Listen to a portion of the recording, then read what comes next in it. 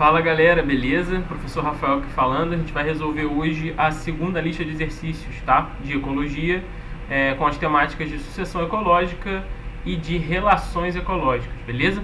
Então acompanha aí comigo, por favor. Vamos para a questão número 1 do Enem de 2019, tá? Então ele deu um quadro aí pra gente, ó, disse o seguinte: no quadro estão apresentadas informações sobre duas estratégias de sobrevivência que podem ser adotadas por algumas espécies de seres vivos.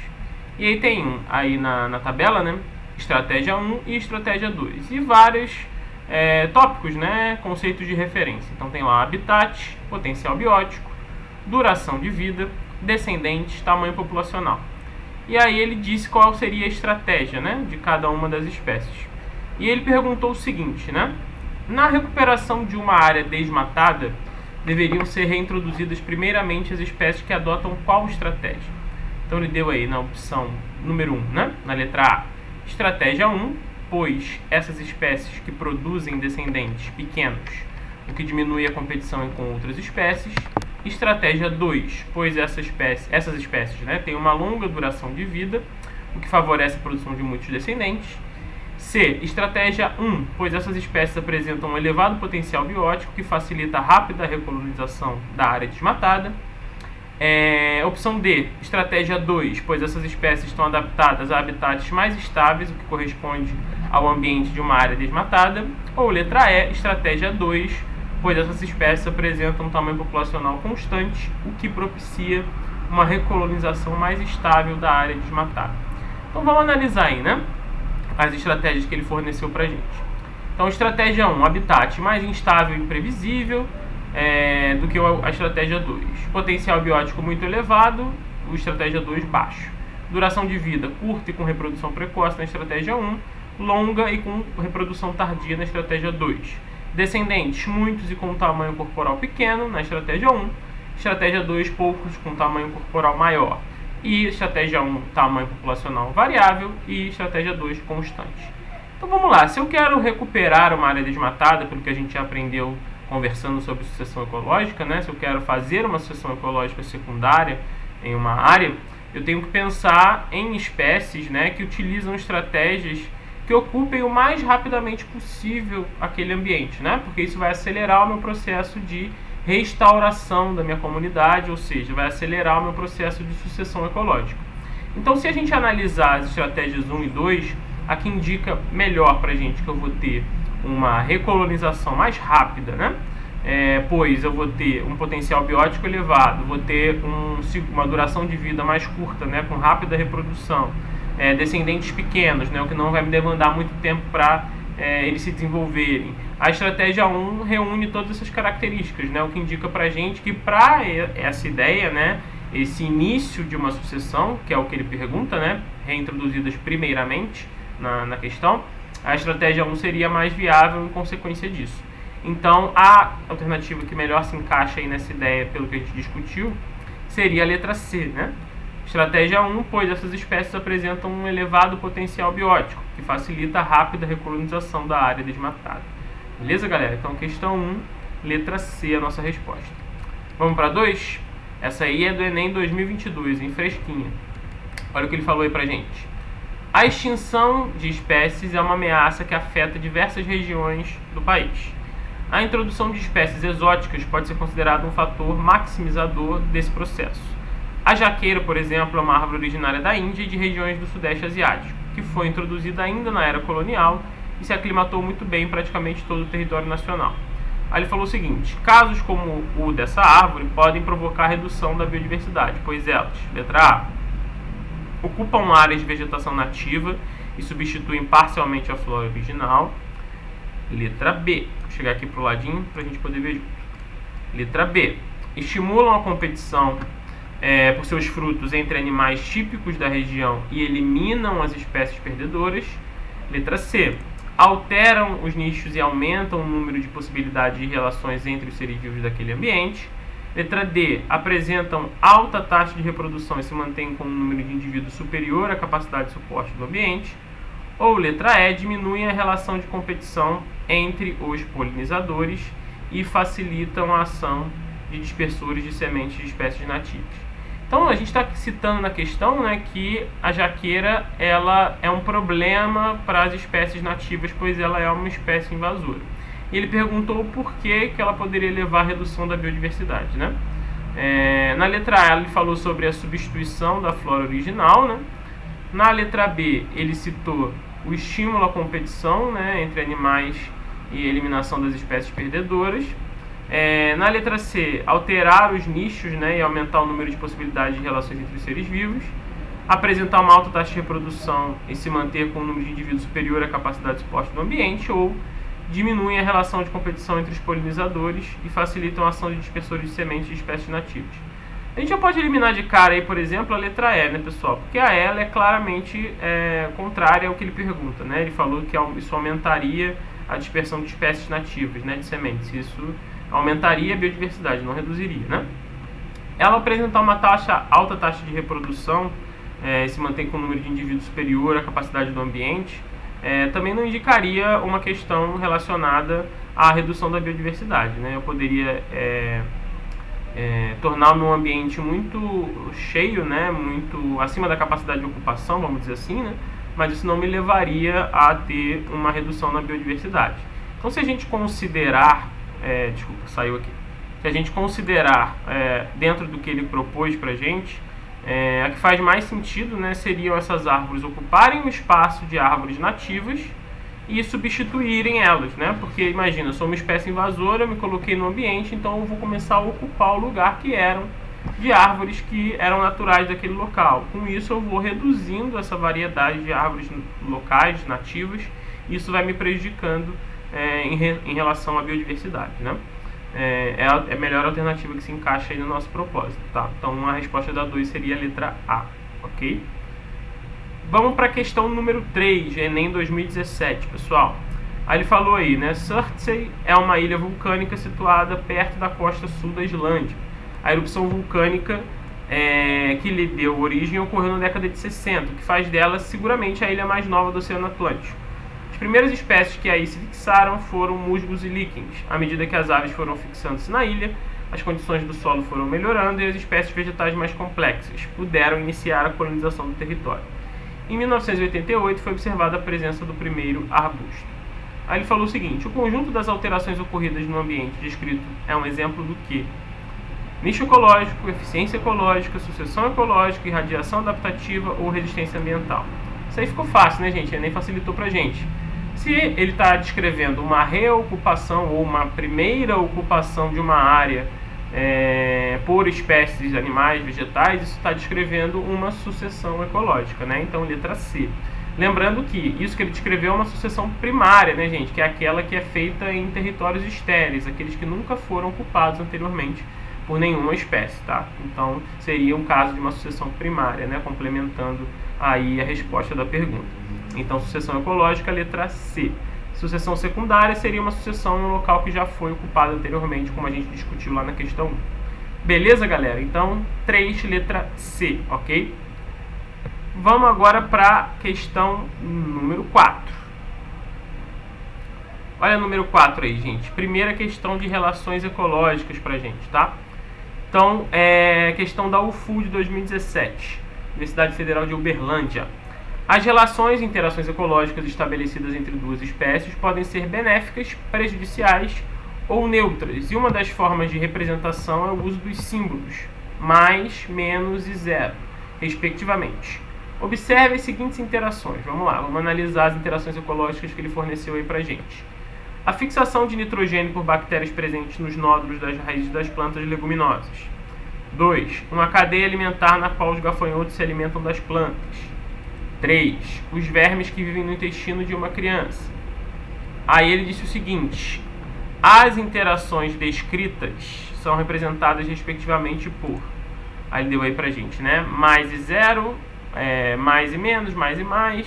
E cada uma das relações ele colocou aí qual seria o indivíduo beneficiado, prejudicado ou indiferente. Então vamos analisar alternativa por alternativa, né? Vamos analisar, na verdade, afirmativa por afirmativa. A primeira afirmativa ele disse o seguinte, ó: a fixação do nitrogênio por bactérias presentes nos nódulos das raízes das plantas leguminosas. Isso, gente, é uma relação mais. Por quê? porque as bactérias, né, que estão presentes ali estão se beneficiando, estão conseguindo o alimento, e também as raízes vão ganhar nutrientes, né, com essa fixação de nitrogênio. Então eu tenho um caso aí de benefício mútuo, né? Então eu tenho um caso aí de mais. Na número 2, uma cadeia alimentar na qual os gafanhotos se alimentam das plantas. Nesse caso o gafanhoto é mais e as plantas menos, né? Porque elas vão sair prejudicadas, tá? Então a gente tem mais, menos. E aí os vermes que vêm no intestino de uma criança, também mais, menos, né? Vermes mais vão conseguir lá se alimentar, né, dos nutrientes que eles vão retirar da criança, e a criança vai ficar subnutrida ou vai perder nutrientes para os vermes, né? Então é negativo. Então, alternativa B, né? Mais para a primeira afirmativa, mais menos para a segunda afirmativa e mais menos também para a terceira alternativa.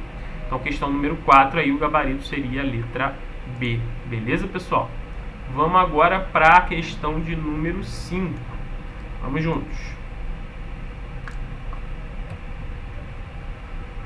Questão número 5 aí da UFPR, Universidade Federal do Paraná, de 2018.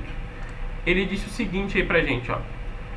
Uma coruja caça durante a noite e captura um morcego. Ambos são capturados por uma rede armada por pesquisadores. Após a análise cuidadosa da coruja e do morcego, os pesquisadores encontraram sobre as penas da coruja ácaros e piolhos, e sobre os pelos do morcego, moscas hematófagas. Hematófagas é que se alimentam de sangue, tá? Aí ele falou o seguinte: as interações interespecíficas entre a coruja e o morcego, entre os ácaros e os piolhos, e entre as moscas hematófagas e o morcego, são respectivamente o quê? Então vamos com muita calma, vamos analisar uma por uma para a gente não se perder. Então a primeira coisa que ele perguntou foi a relação entre a coruja e o morcego. A coruja estava caçando o morcego, então o morcego era uma presa da coruja.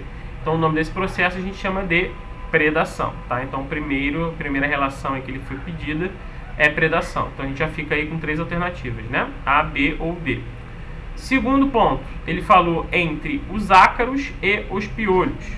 Então os ácaros eu tinha eles presentes, né, nas penas da coruja, e os piolhos também, né? Então nesse caso aí eu poderia ter uma relação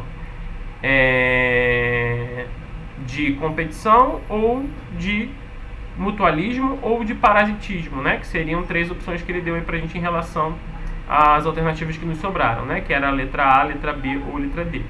Vamos segurar essa porque não ficou muito claro, né? Se ele estava falando entre os ácaros e os piolhos, ou entre o ácaro e o piolho e a coruja. Vamos analisar a última combinação pra gente não ter erro, tá? Então ele falou o seguinte, ó: entre as moscas hematófagas e o morcego. As moscas estavam se alimentando do sangue do morcego. Então isso é um processo que a gente chama de parasitismo, né? Então eu tenho 2 alternativas aí, né? Predação, letra B, predação, mutualismo e parasitismo, ou letra D, predação, competição e parasitismo. Se a gente voltar lá na relação entre os ácaros e os piolhos, a gente consegue observar que ambos estavam ocupando as penas da coruja, né? Então ambos estavam disputando ali, né, um espaço por alimento na coruja. Isso caracteriza uma espécie de competição, tá, gente? Então essa competição entre os ácaros e os piolhos indica pra gente que a resposta correta seria a alternativa D, né? Predação para coruja e morcego, competição para ácaros e piolhos, e parasitismo para moscas e morcego, beleza? Então, questão número 5, alternativa letra B, ok? Vamos para número 6 agora, pessoal. Enem 2011, tá? Ele falou o seguinte aí pra gente, ó: os líquens são associações de organismos utilizados para monitoramento da qualidade do ar. Em ambientes urbanos, uma técnica de amostragem para biomonitoramento da qualidade do ar é a utilização de gaiolas contendo líquens que concentrarão os poluentes atmosféricos, sendo então recolhidos e levados para análise do teor dos poluentes na área monitorada. Considerando-se que o monitoramento do ar em ambientes urbanos tem por finalidade verificar a quantidade de poluentes dispersos na atmosfera emitidos por atividades industriais, as gaiolas devem ser distribuídas aonde? Então vamos lá, ele falou que os líquens então são uma boa fonte para biomonitoramento, ou seja, testar a qualidade do ar. Então eles querem usar isso, né, para analisar como está a qualidade do ar em um ambiente, né, em ambiente urbano aí no caso, né. Então eles vão fazer essa verificação para ver se as atividades industriais estão emitindo muito poluentes ou não, né. Então ele perguntou onde eles devem colocar essas gaiolas, né. Então vamos colocar aí as alternativas. Letra A, ele falou o seguinte: dentro da indústria, para que os líquens concentrem o máximo de poluentes lançados na atmosfera, independente da direção dos ventos. Próximo e distante das indústrias, para medir respectivamente os poluentes na área de emissão e os poluentes que são carregados pelo vento. Letra C, dentro de cada residência da área urbana, para que os líquens concentrem o máximo de poluentes. Letra agora B, vou chegar aqui para o ladinho. Próximos das indústrias, independentemente da direção dos ventos, para que os líquens concentrem os poluentes dispersos na atmosfera. Ou letra E, na saída das chaminés, para que seja concentrado nos líquens o máximo de poluentes emitidos para a atmosfera sem interferência dos ventos. Então, gente, se a gente analisar o propósito dele, né, que era verificar a quantidade de poluentes dispersos na atmosfera, eu tenho que considerar que eu não posso botar dentro da indústria, né, porque isso vai me causar uma alta concentração. Eu não posso colocar dentro das residências, né, para que isso seja indicado. Eu não posso colocar também... Cadê? Desculpa, gente, perdi aqui. Voltei. Então, vamos lá. Letra A, não pode ser dentro da indústria, tá? Porque isso vai me indicar um local com muita concentração de poluentes, não é o meu propósito. Não posso ser dentro de cada residência da área urbana, né? Porque esses líquens vão concentrar uma quantidade de poluentes fora do que eu gostaria, né? E não seria o máximo de poluentes, tá? A letra D, ele diz que próximo das indústrias, independente da direção dos ventos, não, né? Também isso não me daria dados fiéis. E na saída das chaminés menos ainda, né? Porque isso concentraria muito poluente e não me daria indicador nenhum, né? Então, sempre que você vai fazer um experimento, o ideal é que você tenha mais de uma área com diferentes características sendo coberta para você ter uma análise mais fiel à realidade. Então, a letra B diz exatamente isso. Ela fala assim, ó, próximo e distante das indústrias, para medir respectivamente os poluentes na área de emissão e os poluentes que são carregados pelo vento. Então, eu vou ter uma estimativa do local próximo à indústria onde acontece essa emissão, e eu vou ter uma estimativa de áreas mais distantes, né, quanto de poluição chega nesses locais, tá? Por isso que nesse caso aí a alternativa B era a que faria mais sentido pra gente, tá? Então a questão número 6, a melhor alternativa aí seria a letra B, tá? Vamos analisar a número 7, pessoal. Então questão 7 aí da FATEC, tá? FATEC 2018. Ele falou o seguinte aí pra gente, ó. A análise dos padrões genéticos e ecológicos de diversas espécies foi fundamental para a emergência de um novo campo de pesquisa no final do século XX, a sociobiologia, segundo a qual a predominância do trabalho coletivo sobre o individual é uma das condições para a existência de sociedades complexas, como as encontradas entre os himenópteros, formigas e abelhas, os isópteros, cupins e os homo sapiens. Entretanto, algumas espécies perderam evolutivamente a capacidade de trabalhar coletivamente. Aí ele falou assim, a predominância do trabalho individual sobre o coletivo nas espécies que perderam essa capacidade é necessariamente explicado por alterações nas relações ecológicas de que tipo? Ora, se eu estou falando de um trabalho coletivo dentro de uma mesma espécie, né, como ele citou o exemplo aqui de formigas e abelhas e cupins, eu estou falando de uma alteração nas relações de que tipo? Quando eu falo de relações dentro da mesma espécie, eu estou falando de relações intraespecíficas, né, dentro da mesma espécie. E nesse caso, essas alterações acontecem em uma relação intraespecífica que é harmônica, né? Por quê? Porque eles trabalham em sociedade, em conjunto, né? As formigas trabalham uma ajudando a outra, as abelhas idem, os cupins. Então essa alteração é nas relações ecológicas do tipo intraespecífica harmônica, né? Que seria a letra B, ok? Lembre sempre disso, tá, gente? Relações intraespecíficas são relações dentro da mesma espécie. Interespecíficas entre espécies diferentes. Harmônicas que ninguém é prejudicado e desarmônicas onde alguém é prejudicado, ok? Então a número 7 aí da FATEC 2018, a melhor opção aí pra gente era a letra B, tá? Intraespecífica harmônica. Vamos para a número 8, galera, da PUC do Rio de Janeiro 2016. Ele falou o seguinte aí pra gente, ó.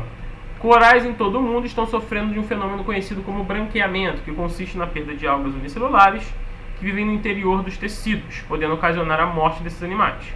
Sobre o tipo de interação entre os corais e as algas, é correto afirmar que, aí ele colocou aí, né? Letra A, é uma interação de parasitismo, pois as algas vivem no interior dos corais. B, é uma relação desarmônica interespecífica, pois os corais predam as algas. Letra C é uma relação harmônica intraespecífica, pois animais e algas formam colônias. D é uma interação de mutualismo, onde as algas fornecem gás carbônico para os corais e estes fornecem glicose para as algas.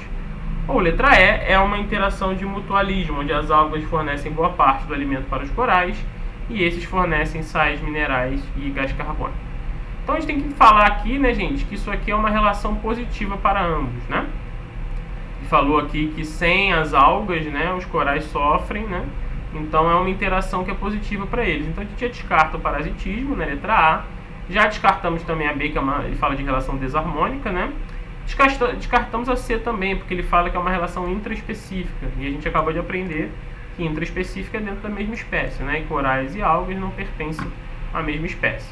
Então a gente fica aí com letra D, é uma interação de mutualismo, onde as algas fornecem gás carbônico para os corais e esses fornecem glicose para as algas. Ou letra E, também uma interação de mutualismo, onde as algas fornecem boa parte do alimento para os corais e estes fornecem sais minerais e gás carbônico, tá? Então a que melhor encaixa pra gente aí é a letra D, tá, gente? Interação de mutualismo, onde as algas fornecem gás carbônico para os corais e estes fornecem glicose para as algas, tá? Porque isso tem uma relação com as algas fazendo fotossíntese, né? E tem a produção de gás carbônico também na respiração, tá? Então letra E, tá? Eu falei D, né? Desculpa. Então letra E, tá? Interação de mutualismo, onde as algas fornecem boa parte do alimento para os corais e estes fornecem sais minerais e gás carbônico, ok? Então número 8, letra E. A alga recebe gás carbônico para fazer fotossíntese e o coral recebe o seu alimento, tá? Número 9 da UERJ de 2018, tá? Então tem aí, ó. Nicho ecológico é um conjunto de recursos e condições em que o indivíduo ou população vive e se reproduz. Todo nicho apresenta uma faixa de tolerância aos fatores ecológicos dentro da qual a existência da espécie é possível. Alterações nessa faixa podem ocorrer quando duas espécies diferentes exploram nichos ecológicos semelhantes.